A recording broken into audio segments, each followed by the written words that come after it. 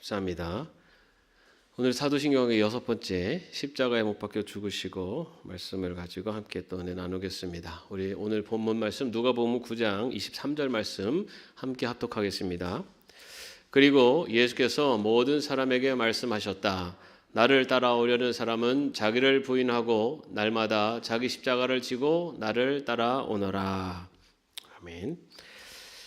네. 오늘 십자가에 못 박혀 죽으시고 이 사도신경의 이 부분을 가지고 함께 말씀을 나누겠습니다. 여러분 집에 십자가 목걸이 하나씩 있으세요? 그죠? 여러분 십자가 목걸이 이렇게 차고 다니실 때 어떤 마음이십니까? 그 엄밀히 따지면 여러분 우리나라로 따지면 그 전기 의자 뭔지 아시죠? 사형시킬 때 쓰는 전기 의자를 작게 축소시켜서 그걸 목걸이에 달고 다니는 거랑 거의 똑같은 거죠. 아니면은 이렇게 밧줄 사형 당하는 죄수들 사형수들 하는 밧줄을 여기다 달고 이렇게 다니는 겁니다. 여러분 그렇게 다니실 수 있겠어요? 예. 이 십자가라는 것은 우리가 아는 것처럼 사형 틀입니다. 사형 틀, 그죠? 당시에 이 십자가형이 있었는데 이 십자가형을 책형이라고 부르는데요. 이 십자가형이 그 이집트에서부터 유래가 되었다고 합니다. 이집트에서 유래가 되어서 로마 제국 시대에 그것이 이제 로마 그리스 로마 시대 이제 그 널리 사용되다가 이제 로마 시대 때부터 이제 십자가형이 이제 사라지게 되는 로마가 기독교가 로마 그 국교로 되면서부터 이 십자가형이 이제 사라지게 되는 이제 그런 과정 속에서 이 십자가형이 나오게 됩니다. 로마 제국 시대까지 존재했었던 악명 높은 법정 최고형이 십자가형입니다. 네.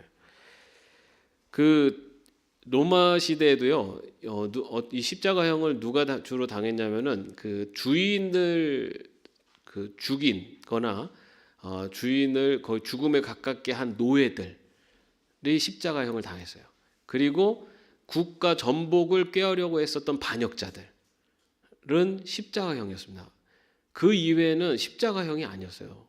왜냐하면 이 십자가형이라는 것은 가장 고통스러운 인간이 겪을 수 있는 가장 큰 고통을 주는 형벌이었기 때문에 이 십자가형은 정말 최고의 어떤 법정 최고형에서만 사용되었습니다. 그래서 그 로마 법에는요, 로마인들, 그러니까 그 반역자가 아닌 로마인들, 로마 시민권을 가진 자들에게는 십자가형을 쓸 수 없다라고 하는 법이 만들어질 만큼 이 십자가형이 가장 극악스러운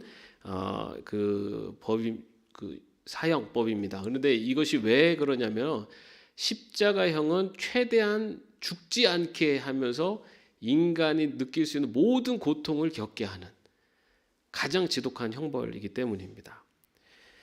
그래서 한 역사학자는요, 십자가에 달린 죄수는 죽음의 모든 차원을 경험한 후에야 죽는다라고 그렇게까지 말을 합니다. 그리고 사형의 방법에 그 모든 역사에 시행됐던 사형 방법들 중에 이렇게 살을 이렇게 회를 뜨는 그런 능지형 이외의 십자가형이 가장 고통스러운 사형 방법이다라고도 그렇게 평을 합니다. 우리가 예수님께서 십자가에 달려 죽으셨습니다라고 하면 예수님이 십자가에 달리셔서 그냥 죽으셨구나. 이제 이렇게만 생각할 수 있습니다, 그죠? 그런데 우리가 조금 더 오늘 이 십자가에 달리셨다라고 이 십자가형에서 예수님이 어떠한 고난을 받으셨는지를 조금 더 우리가 살펴보도록 하겠습니다. 자, 예수님께서 당하신 그 고난의 의학적인 증거들을 가지고 한번 그 고난의 깊이를 알아볼 겁니다.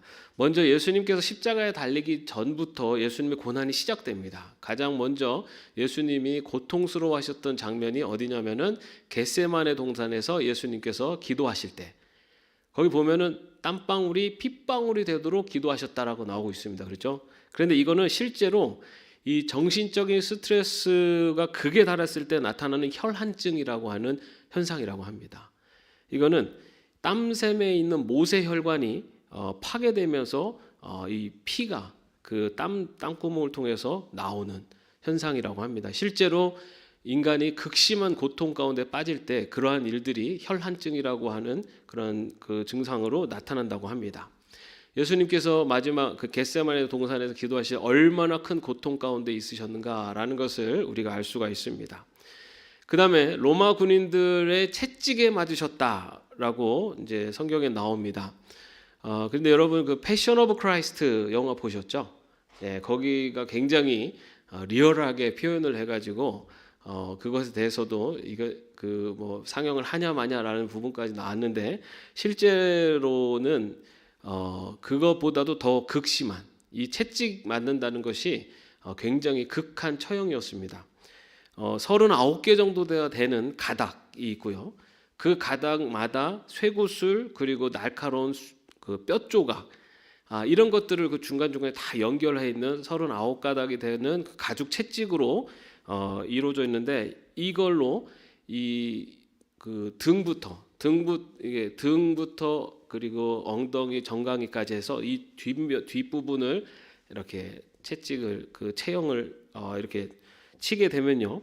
그러면은 맞을 때마다 이 살결이 찢어지고 그리고 패이고 멍들고 이런 일들이 일어나는데 그 패이는 정도가 그냥 이렇게 자국이 나는 정도가 아니라 그 뼈 조각이 보일 정도까지 패이는 이제 그런 아주 굉장히 그 치명적인 상처를 입히는 태형입니다. 그래서 3세기의 역사가 유세비우스는요, 태형을 당하는 사람의 정맥이 밖으로 드러났고 근육과 근골 그리고 창자 일부가 노출됐다라고 그의 역사 기록서에 그렇게 기록을 했습니다. 그래서 십자가형을 처벌받아도 그 앞에 태형을 받는 경우는 태형을 받다가 죽는 경우도 많이 있었다고 합니다. 그리고 이 태형을 맞을 그 십자가형에 달린 죄수들의 가족들이 이 그 태형을 그러니까 채찍질을 하는 그 병사들한테 뇌물을 줬다고 합니다. 뇌물을 준 것은 살살 쳐달라가 아니라 세게 쳐서 죽여달라고. 왜냐하면 그 태형을 맞고 십자가형까지 가는 그 고통이 너무나 고통스럽기 때문에 태형을 통해서 그냥 그 사람을 죽여달라고 그렇게 뇌물을 줬다고 합니다. 그만큼 이 태형이라는 것이 이 채찍질이 그냥 채찍질이 아니라 거의 죽을 만큼 거의 생사가 왔다 갔다 하는 그리고 가장 고통스러운 그런 채찍질입니다. 예수님께서는 그런 채찍에 맞으셨던 것입니다. 그 다음에 이제 십자가에 못 박히십니다. 채찍을 맞으신 주님께서 이제 십자가의 형틀, 그 십자가를 메고 이제 골고다 언덕을 가시는데 그 십자가의 형틀의 무게를 그 가볍게는 약 18kg에서 많게는 50kg 정도까지 그렇게 추측을 합니다. 그런데 이것이 사실 18kg라면 얼마 무겁지 않죠. 50kg라도 힘센 남자들이 좀 들을 수 있겠지만 지금 이 십자가를 메고 가는 사람은 채찍에 맞아서 거의 빈사 상태입니다. 그렇기 때문에 이 정도의 무게 역시 메고 움직인다는 것 자체가 사실 굉장한 고통입니다. 그리고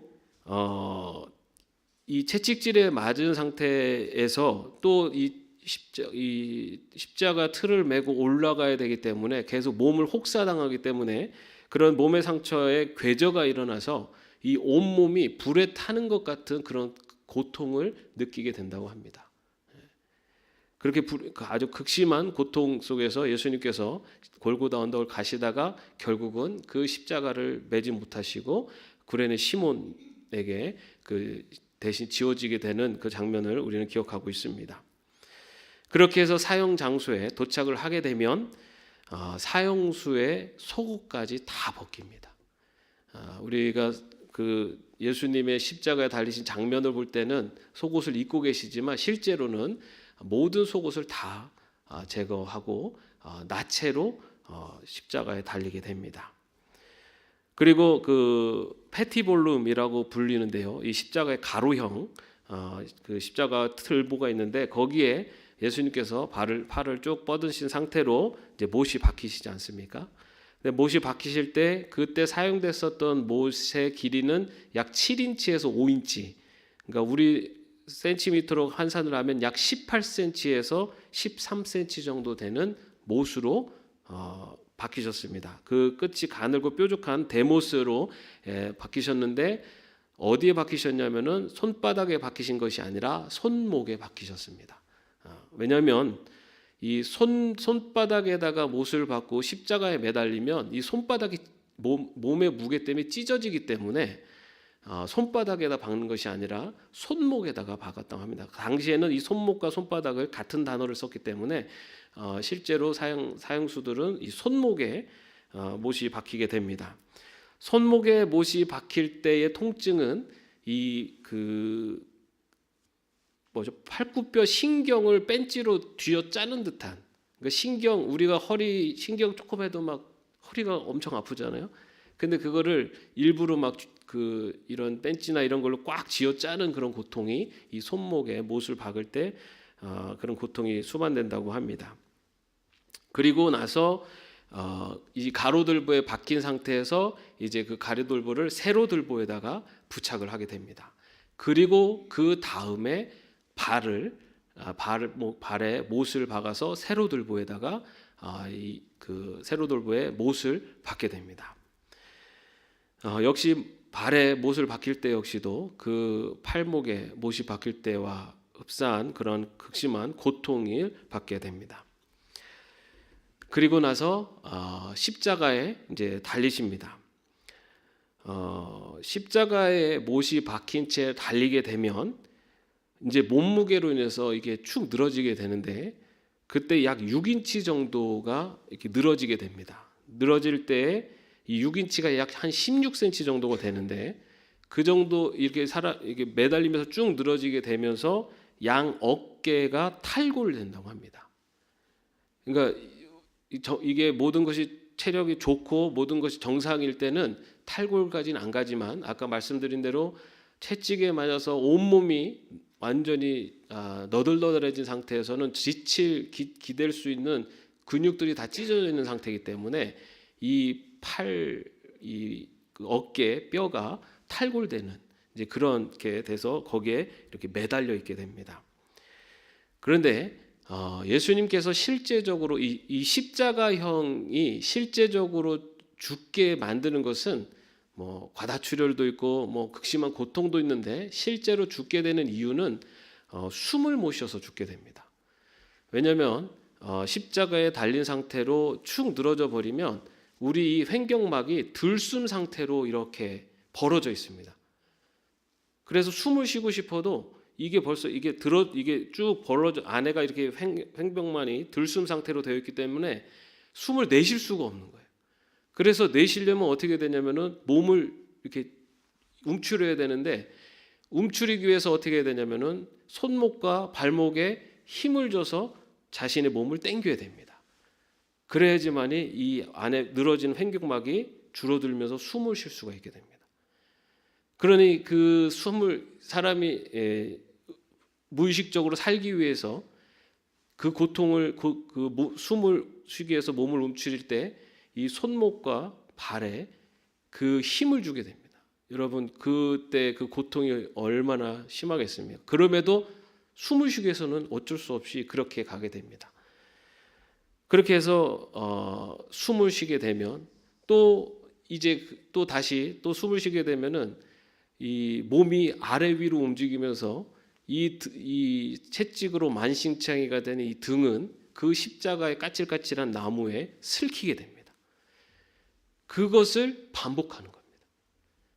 그래서 죽을 때까지 고통을 느낄 수밖에 없는 겁니다.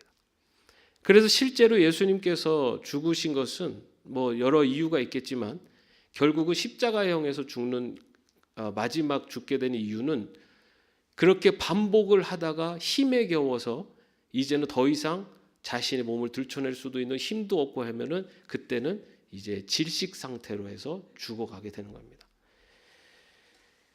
완전히 지칠 때까지 이렇게 계속 이것을 계속 그 반복을 하다가 더 이상 숨을 쉴 수 없는 상태가 될 때 그때 이제 질식을 하게 됩니다. 그래서 성경에 보면은 그 예수님의 좌우에 그 달려 있었던 강도들을 죽일 마지막에 빨리 유월절 되기 전에 죽이려고 했을 때 그들의 발뼈를 부러뜨린 이유는 그 발뼈를 부러뜨리면 그 다음에는 이 자기 스스로 숨을 쉴 수가 없기 때문에 바로 죽게 됩니다. 그런데 거기에 못이 박혀 있으면 이게 무의식적으로 살기 위해서 힘을 주게 됩니다. 그래서 그 무의식적으로 살기 위해서 힘을 주기 때문에 그 고통을 그대로 느끼면서 계속 그것을 반복하게 됩니다. 그렇게 고통을 받으시다가 예수님께서 죽으십니다. 근데 그 십자가형을 당해서 죽기까지의 과정을 현대의학적으로 보면요, 약 1000번 정도 기절했다 깨어났다를 반복한다고 합니다. 너무나 고통스러워서 그 고통에 기절을 했다가 다시 깨어나고, 이것을 그 수없이 반복하는 과정이 십자가에 달려있는 동안 일어난다고 합니다. 그래서 말 그대로 죽고 싶어도 죽을 수 없는 상태로 유지되는 것이 십자가에 달려있는 상태입니다. 그렇게 호흡수가 줄어들면서 호흡 산독증에 빠지게 되면은 심장 박동이 불규칙적이 되다가 결국은 심장이 정지되어서 죽는 것. 그렇게 해서 예수님께서 마지막 심장이 정지되는 죽음을 맞이하게 됩니다. 예수님께서 마지막에 아버지여 내 영혼을 아버지 손에 부탁하나이다 라고 하는 이 마지막 말씀이 아마도 마지막 심정지가 되기 직전에 하신 마지막 유언의 가상 7원의 말씀일 거라고 그렇게 이야기를 합니다.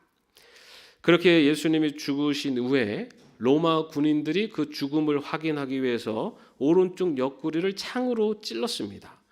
그리고 그 찔른 창을 빼었을 때 액체처럼 물처럼 보이는 액체가 흘러내렸다고 하는데 그것은 삼출, 늑막 삼출, 뭐냐면 심장 안에 고여 있었던 피와 그리고 이 안에 고여 있었던 그런 액체들이 흘러내린 것이다라고 그렇게 봅니다.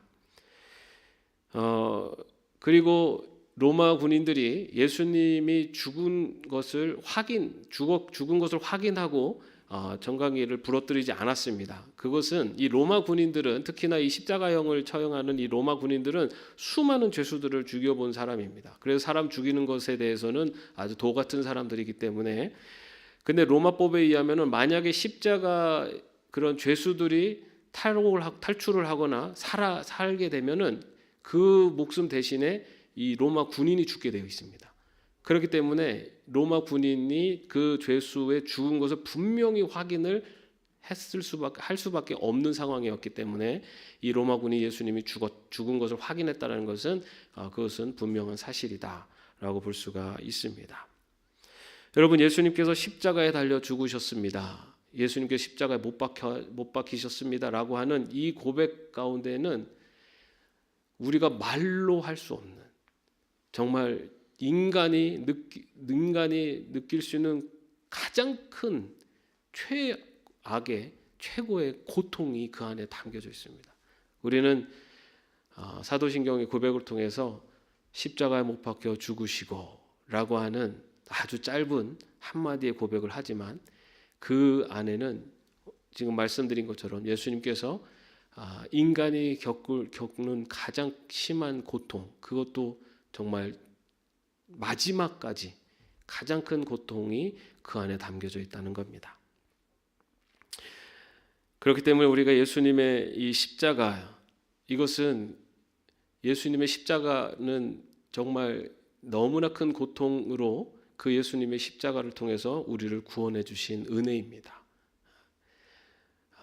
그런 십자가의 은혜를 받은 우리들이 십자가의 참된 의미를 다시 한번 새기는 것이 아마 굉장히 중요한 우리 믿음의 백성들의 또 신앙의 자세일 줄로 믿습니다.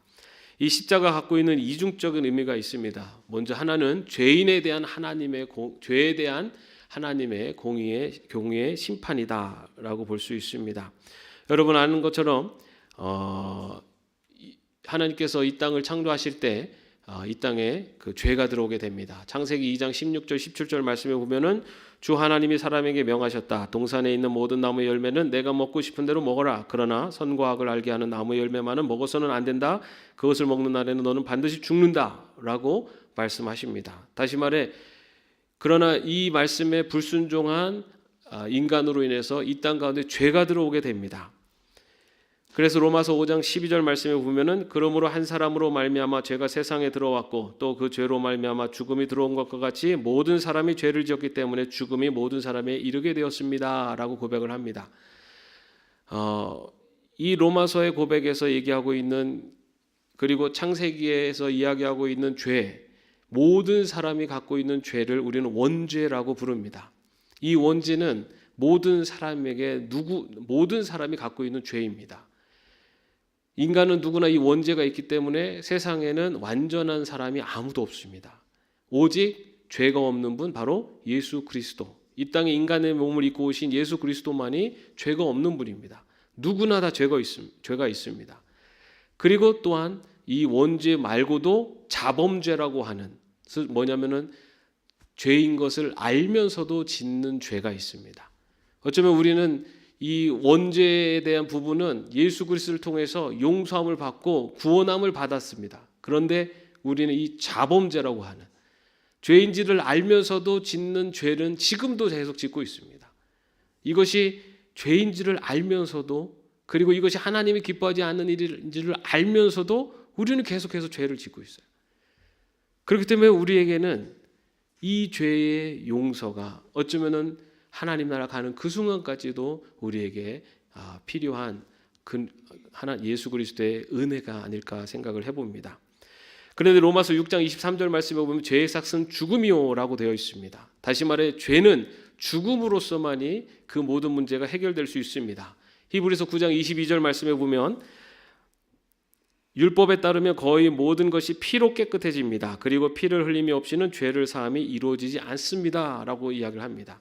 이것은 하나님께서 속죄 제사를 율법으로 알려주시면서 그것을 확정시켜 주신 것. 다시 말해 죄의 용서는 피를 통해서만이 용서를 받을 수 있다라는 것. 그것이 바로 하나님께서 죄를 용서하시는 방법입니다. 그렇기 때문에 하나님께서는 그 죄를 용서하시기 위해서 피를 흘리셔야만 됐고 그 죄를 완전하게 용서하기 위해서 완전한 죄가 없는 피 흘림이 있어야 됐습니다. 그게 바로 누구시냐면 이 땅에 속죄 제물로 오신 예수 그리스도. 완전한 용서는 완전한 피 흘림, 완전한 죄가 없는 피 흘림이 있어야 됩니다. 그래서 예수님께서 이 땅에 오셨고 그 예수님의 이 십자가 죽으심, 이 십자가가 바로 우리의 그런 죄를 용서하시기 위한 하나님의 공의의 심판대가 바로 십자가였습니다. 로마서 5장 17절에서 19절 말씀은 바로 십자가가 갖고 있는 의미가 무엇인지를 우리에게 다시 한번 이야기를 합니다. 우리 같이 한번 읽어보겠습니다.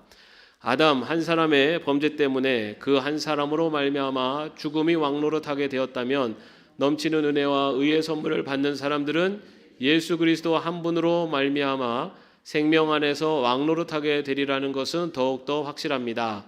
그러니 한 사람의 범죄 행위 때문에 모든 사람이 유죄 판결을 받았는데 이제는 한 사람의 의로운 행위 때문에 모든 사람이 의롭다는 인정을 받아서 생명을 얻게 되었습니다. 한 사람이 순종하지 않음으로 말미암아 많은 사람이 죄인으로 판정을 받았는데 이제는 한 사람이 순종함으로 말미암아 많은 사람이 의인으로 판정을 받을 것입니다.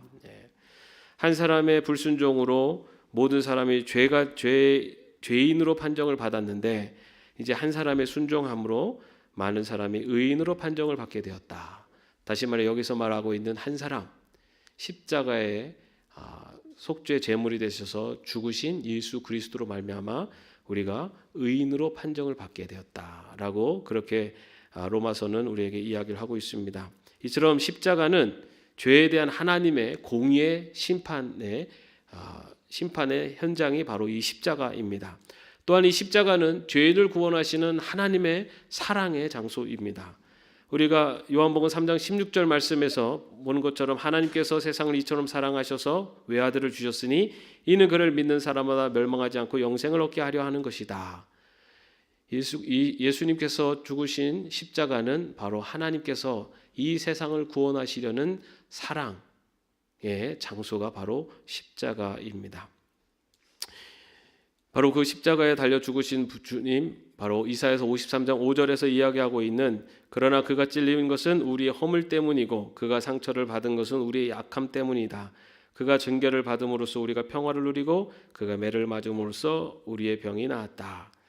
이사야서가 이야기하고 있는 종의 노래, 바로 우리 때문에 십자가에 죽은 종, 바로 그분이 예수 그리스도이십니다. 바로 그 예수 그리스도의 죽음, 그리고 그 예수 그리스도를 이 땅에 보내주신 하나님의 그 사랑, 하나님의 그 사랑의 결정체, 그리고 예수 그리스도의 바로 그 죽음의 은혜의 결정체가 바로 십자가다라는 것을 우리는 기억해야 될 줄로 믿습니다. 그렇다면 우리가 예수님의 십자가 그 고난을 생각하면서 우리는 어떤 삶을 살아야 되는가? 누가복음 9장 23절 말씀을 한번 같이 읽어보겠습니다. 그리고 예수께서 모든 사람에게 말씀하셨다. 나를 따라오려는 사람은 자기를 부인하고 날마다 자기 십자가를 지고 나를 따라오너라. 요즘 예수님의 죽음을 다시 또 따라한다고 실제로 자기 그 십자가에다가 못을 박고 이제 그렇게 예수님 죽음을 또 기념하는 그런 나라도 있습니다. 그런데 여러분, 우리가 우리 십자가에 못을 박을 필요는 없죠. 왜냐하면 예수님이 우리를 대신해서 우리가 십자가에 달려 죽었어야 되는데 예수님이 대신 죽으셨어요. 그렇다면 여기서 말하고 있는 십자가를 지고 따르는 삶이라는 무엇인가? 그것은 예수님이 우리 죄 때문에 죽으셨는데 우리 안에 있는 이 죄를 다 십자가에 못 박는 것이, 그것이 바로 나를 부인하고 십자가를 지고 따르는 길입니다. 여러분, 우리는요, 이 죄의 본성이 완전히 사라진 게 아닙니다. 예수 그리스도의 십자가 보혈로 하나님께서 우리를 의롭다고 여겨주시는 거예요. 예수 그리스도의 보혈의 그 은혜로 예수 그리스도의 그 깨끗한 옷을 우리가 덧입은 겁니다. 그렇기 때문에 우리 안에 아직도 죄의 본성이 남아 있어요. 그러다 보니까 우리가 살다 보면 어떻게 됩니까? 우리가 예수님의 그 흰 옷을 입어도 승질나고 그래서 막 털버덕거리면 우리 안에 있는 더러운 옷들이 툭툭툭 다 보여지잖아요. 우리 안에 그 죄의 본성들이 아직도 있습니다. 그렇기 때문에 우리 십자가를 지고 따르는 길은 우리 안에 있는 그 죄의 본성들을 자꾸만 십자가 앞에 못 박고 내려놓는 겁니다.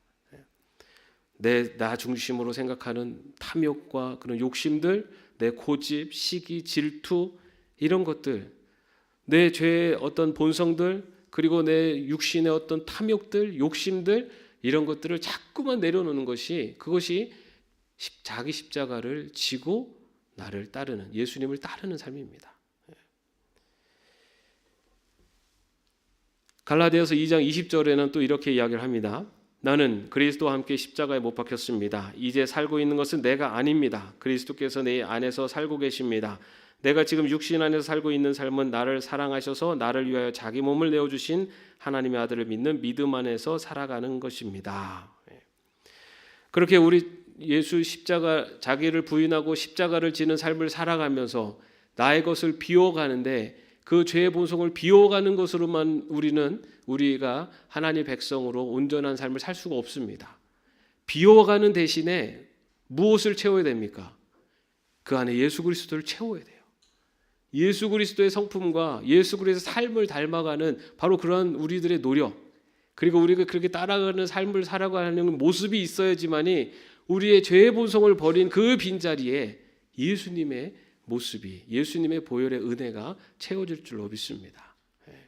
여러분, 그럼 어떻게 살아야 될까요?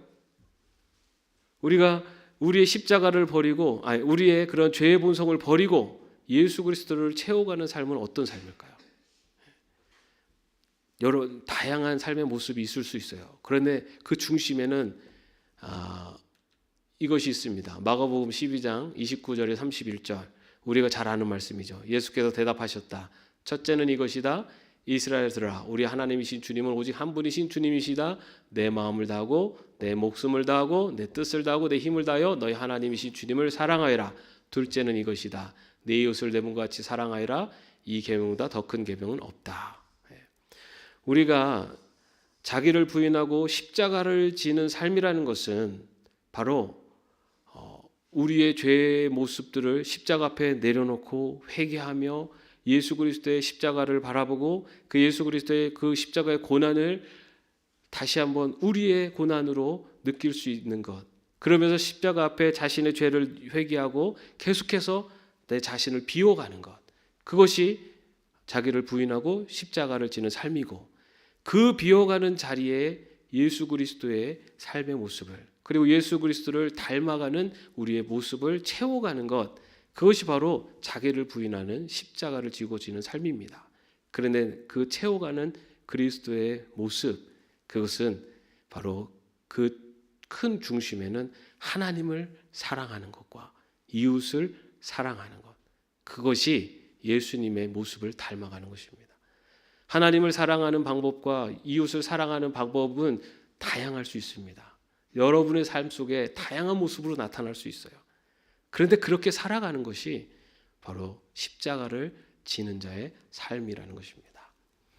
오늘 우리가 예수님의 십자가의 고통, 그리고 이 십자가, 예수님이 지신 십자가가 어떤 의미인가를 살펴봤습니다. 그냥 십자가에 못 박혀 죽으시고 라고 하는 짧은 한마디의 고백이지만 그 안에는 예수님께서 당하신 극심한 고통이 있었다는 것을 우리는 기억해야 될 줄로 믿습니다. 그와 동시에 십자가를 지는 삶, 나를 부인하고 십자가를 지는 삶이라는 것, 그것은 바로 예수님께서 말씀하신 하나님을 사랑하는, 그리고 이웃을 사랑하는 사랑의 삶이라는 것, 그것을 기억하면서 십자가를 묵상할 때 예수님의 고난, 거기서 끝나는 것이 아니라 그 이후에 있는 예수님을 닮은 사랑하는 삶을 사는 데까지 나아갈 수 있는 저와 여러분이 되시기를 주님의 이름으로 축원합니다. 기도하겠습니다. 주님, 십자가에 달리셔 못 박혀 죽으신 그 주님의 고난을 묵상합니다.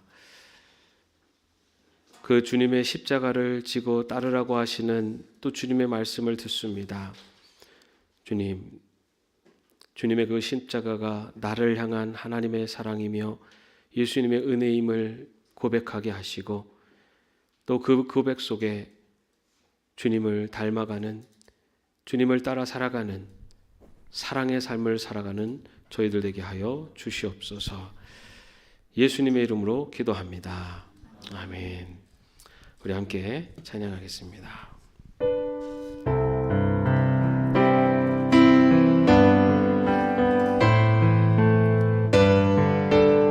십자가를 질 수 있나 주가 물어보실 때, 십자가를 질 수 있나 주가 물어보실 때, 죽기까지 따르오리, 죽기까지 따르오리. 성도 대답하였다.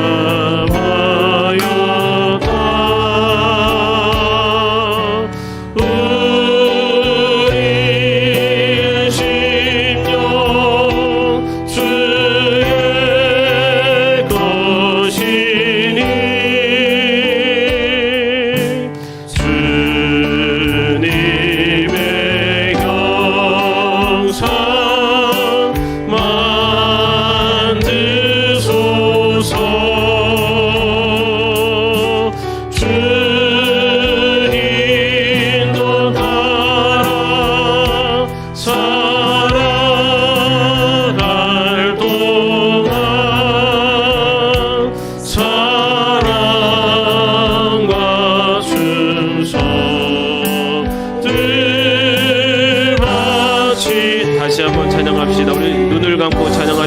십자가를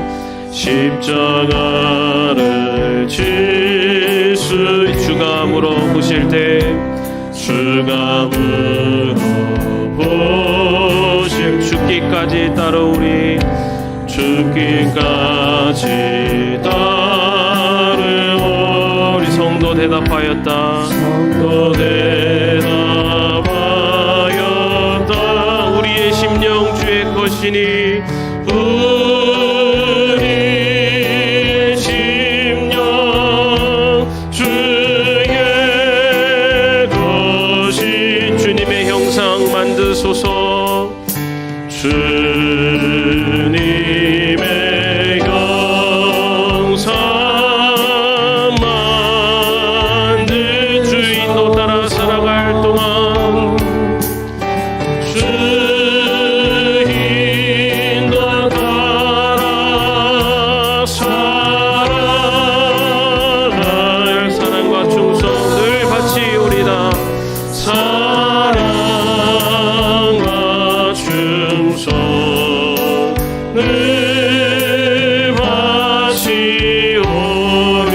바치오리라. 이 시간에 주님께서 부르십니다. 나는 너를 위해 그 고통을 참고 십자가를 졌다. 너는 나와 함께 너의 십자가를 지고 나를 따를 수 있겠느냐? 주님의 이 질문에 여러분은 무엇이라 대답하시겠습니까? 주님 나를 부인하고 주님의 십자가를 따르는 주님을 따라 살아가는 저희들 되겠습니다. 이 마음의 고백이 우리에게 있어야 될 줄로 믿습니다. 십자가를 질 수 있나 주가 물으실 때 나는 무엇이라 대답할지 오늘 이 시간 하나님 앞에 우리 주님 앞에 고백하는 시간을 갖고 기도하겠습니다. 주님 이 시간에도 십자가를 질 수 있느냐 라는 주님의 음성에 주님 그 십자가를 지고 주님이 십자가를 지고 주님을 따르겠습니다. 고백할 수 있는 자들에게 하여 주시옵소서. 주님께서 그 고난과 고통을 당하셨는데 아버지 하나님의 인정 자기를 부인하고 나를 따르라 말씀하시는 그 주님의 음성에 순종하는 저희들 되게 하여 주옵소서. 하나님을 사랑하고 이웃을 사랑하라 말씀하시는 그 주님의 음성에 순종하며 나가는 저희들 되게 하여 주옵소서.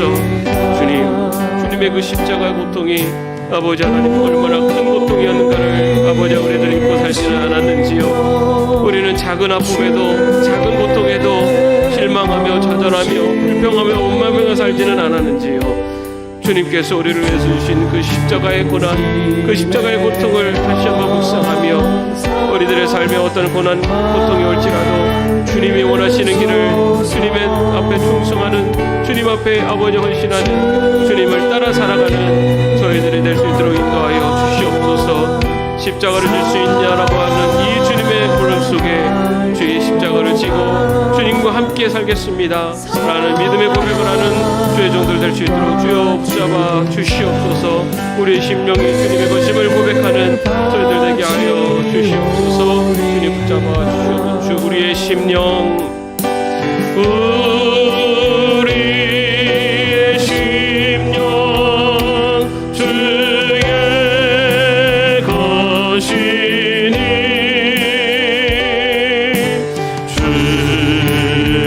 주님의 형상 만드소서.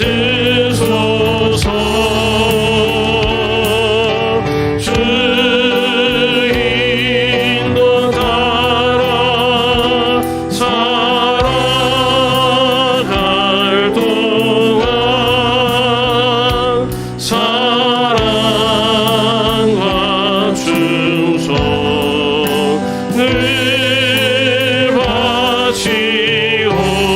바치오리다. 주 예수 그리스도의 은혜와 하나님의 사랑하심과 성령님의 교통하심과 동행하심이 나를 위해 그 모진 고통을 참아내신 예수 그리스도의 십자가를 바라보며 나도 그 십자가를 지고 주님을 따르겠습니다 마음속에 결단하는 주의 종들 머리 위에 이제로부터 영원까지 함께 없시기를 간절히 축원하옵나이다. 아멘.